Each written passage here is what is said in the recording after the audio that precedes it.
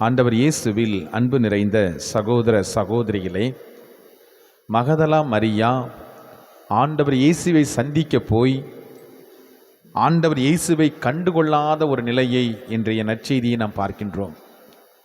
மனிதர்கள் இந்த உலகத்திலே வாழ்கின்ற பொழுது எதிர்காலத்தை குறித்த ஒரு பயம், பதட்டம் அவருடைய வாழ்க்கையிலே வருகின்ற பொழுது யார் எதிரே வந்தாலும் அவர்களால் கண்டுகொள்ள முடியாத ஒரு சூழல். அந்த ஒரு சூழலில்தான் இன்றைய நாளிலே மகதலா மரியா இருக்கின்றாள். அவளுக்கு பதட்டமாக இருக்கின்றது. ஆண்டவரோட உடலை காணவில்லை என்று சொல்லி எதிர்காலம் எப்படி இருக்குமோ என அஞ்சி கொண்டிருக்கின்றாள். இவ்வாறு இருக்கின்ற பொழுது ஆண்டவர் அருகில்தான் இருக்கின்றார். அந்த ஆண்டவரை கண்டுகொள்ள முடியாத ஒரு சூழல். பிரியமானவர்களே, இந்த மகதலா மரியாவை போல பல நேரத்தில் நாமும் இருந்திருக்கின்றோம்.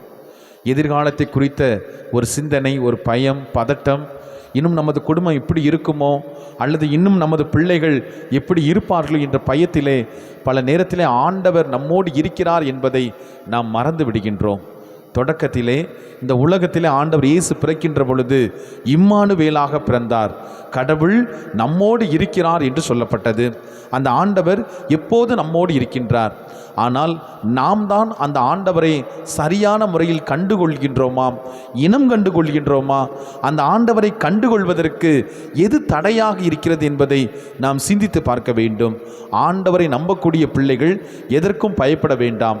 திருப்பாடல் சொல்கிறது, ஆண்டவர் நம் சார்பாக இருக்கின்ற பொழுது நாம் யாருக்கு அஞ்ச வேண்டும், நாம் யாருக்கு நடுங்க வேண்டும் என்று சொல்லப்படுகிறது. இதோ இந்த நாளிலே திருப்பாடலை வாசித்தோம். ஆண்டவரே, நாங்கள் உம்மையே நம்பியிருக்கின்றோம், எங்களுக்கு துணையும் கேடையுமாக நீர் இருக்கின்றீர், உம்மையே நாங்கள் சார்ந்திருப்பதால் உமது பேரன்பு எங்கள் மீது இருப்பதாக என்று சொல்லி தாவீது மன்னன் பாடுவதை பார்க்கின்றோம். அன்புக்குரிய சகோதர சகோதரிகளே, அந்த ஆண்டவருடைய பிரசன்னத்தை நாம் பெற்றிருக்கிறோம்.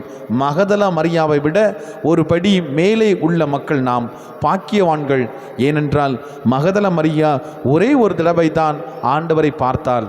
ஆனால் ஒவ்வொரு திருப்பலியிலுமே அந்த ஆண்டவரை நாம் கண்டுகொள்கின்றோம், அந்த ஆண்டவரோடு பேசுகின்றோம், அந்த ஆண்டவருடைய திருவுடலை உணவாக பெற்றுக்கொள்கின்றோம்.